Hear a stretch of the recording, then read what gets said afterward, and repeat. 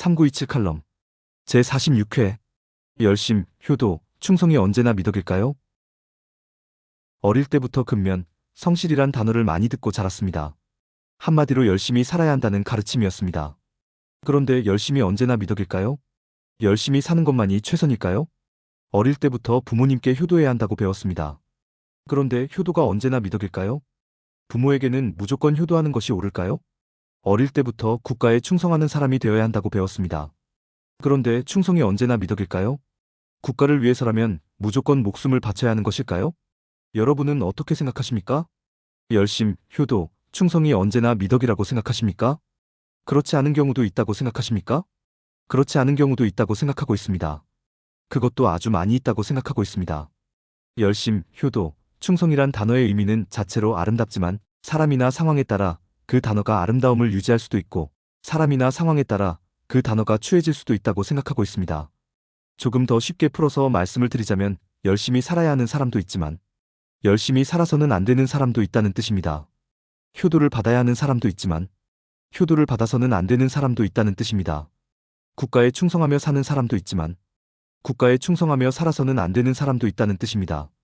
그렇습니다.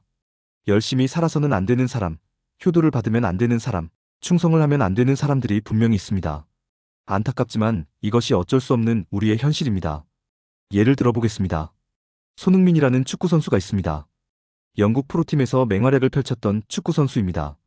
그야말로 세계적인 선수라고 해도 과언이 아닐 정도로 뛰어난 실력과 성품을 소유한 선수입니다. 지금은 미국 프로팀으로 진출해서 활약하면서 한국인의 축구 실력을 과시하고 있습니다. 여쭈어 보겠습니다. 손흥민 선수는 열심히 살아야 하는 사람이겠습니까? 열심히 살아서는 안 되는 사람이겠습니까? 손흥민 선수는 열심히 살아야 하는 사람입니다. 왜냐하면 손흥민 선수가 열심히 살면 다른 사람에게 기쁨이 주어지기 때문입니다. 손흥민 선수가 열심히 살면 다른 사람에게 희망이 주어지기 때문입니다. 손흥민 선수가 열심히 살면 행복해지는 사람들이 많이 있기 때문입니다. 그래서 손흥민 선수는 열심히 살아야 합니다. 자신을 위해서도 또 다른 사람을 위해서도 열심히 살아야 하는 사람입니다. 그런데 절대로 열심히 살아서는 안 되는 사람들이 있습니다. 열심을 내면 안 되는 사람들이 있습니다. 대표적인 사람들이 가짜 뉴스를 만들어 온라인에 유포하는 사람들입니다. 조회수를 높이기 위해 선동적이고 선정적인 가짜 뉴스를 만들어서 유포하는 사람들. 수입을 올리기 위해 유명인들의 가짜 뉴스를 만들어서 유포하는 사람들. 사익을 추구하기 위해 가짜 뉴스를 만들어서 유포하며 공익을 훼손하는 사람들. 이런 사람들은 절대로 열심히 살아서는 안 되는 사람들이라고 할 수 있습니다. 왜냐하면 이들이 열심히 산다는 것은, 이들이 자기 일에 열심을 낸다는 것은 다른 사람들에게는 불행을 의미하기 때문입니다. 이들이 열심히 살면 살수록 피해를 보는 사람들, 이들이 열심히 살면 살수록 불행해지는 사람들이 점점 더 늘어나기 때문입니다. 그래서 이들은 절대로 열심히 살아서는 안 되는 사람들이라고 할 수 있습니다. 이처럼 열심이라는 단어가 어떤 경우에는 행복을 주지만 어떤 경우에는 불행도 주기에 열심을 무조건 미덕이라고 해서는 안 되는 것입니다. 이번에는 효도에 대해서 살펴보겠습니다. 우리는 어릴 때부터 부모님께 효도해야 한다고 배웠습니다. 그것이 미덕이라고 배웠습니다. 그리고 성경에도 내 부모를 공경하라라는 구절이 있습니다. 그런데 아주 솔직히 말해서 부모라고 해서 모두 자녀로부터 효도를 받아야 하는 것이 당연하다고 할 수 있습니까? 자녀를 낳아주고 자녀를 길러준 부모라고 해서 모두 효도를 받아야 하는 것이 옳습니까? 저는 꼭 그렇지는 않다고 생각하고 있습니다. 요즘 부모 같지 않은 부모가 정말로 많이 있습니다. 자녀를 자녀로 대하지 않는 부모가 정말로 많이 있습니다. 자녀를 수단으로 삼는 부모가 정말로 많이 있습니다. 또 사회적으로 불의한 부모도 정말로 많이 있습니다. 이런 사람에게 어떻게 효도를 할 수 있겠습니까? 저는 할 수 없을 것 같습니다. 겉으로 효도하는 척까지는 할 수 있을지 모르나 진심으로 효도하는 것은 불가능할 것 같습니다. 이처럼 효도를 받을 수 없는 사람, 더 심하게 말하면 효도를 받아서는 안 되는 사람도 얼마든지 있을 수 있습니다.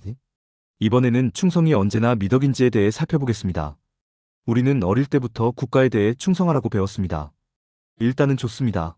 내가 살고 있는 나의 국가에 대해 내가 충성하는 것, 일단은 좋습니다. 그런데 아주 중요한 문제가 발생합니다. 그것은 국가가 무엇이냐는 것입니다.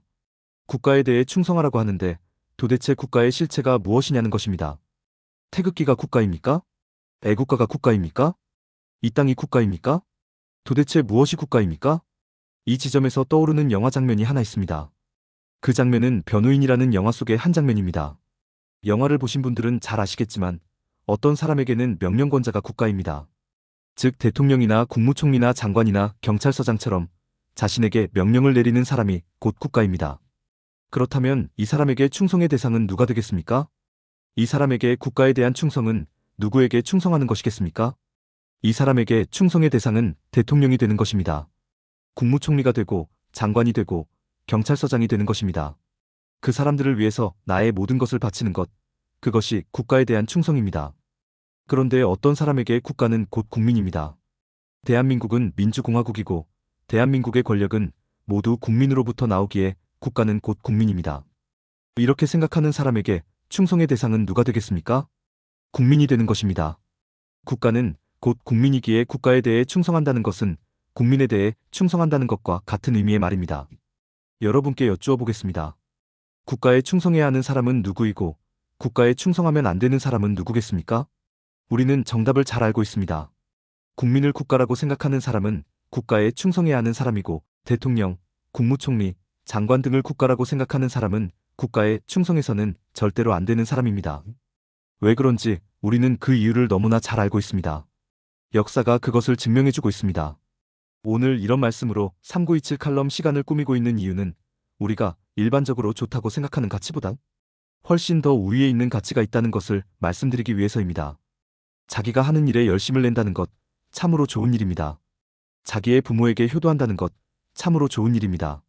자기가 사는 국가에 충성한다는 것, 참으로 좋은 일입니다. 열심, 효도, 충성 등은 참으로 아름답고 훌륭한 가치입니다. 그런데 열심, 효도, 충성 등이 아름답고 훌륭한 가치가 되기 위해서는 반드시 만족시켜야 하는 전제 조건이 하나 있습니다. 그 전제 조건은 바로 정의라는 것입니다. 그렇습니다. 정의로운 일에 열심을 내야 참 열심이 되는 것입니다. 정의로운 부모에 효도해야 참 효도가 되는 것입니다. 정의로운 가치에 충성해야 참 충성이 되는 것입니다. 만약 정의롭지 않은 일에 열심을 내면 이 세상은 어떻게 되겠습니까? 이 세상은 불의한 세상이 되고 이 세상은 불행한 세상이 되어버립니다. 정의롭지 않은 부모에게 효도하면 그 부모는 어떻게 되겠습니까? 그 부모는 정의와 불의를 영원히 구분하지 못하게 됩니다.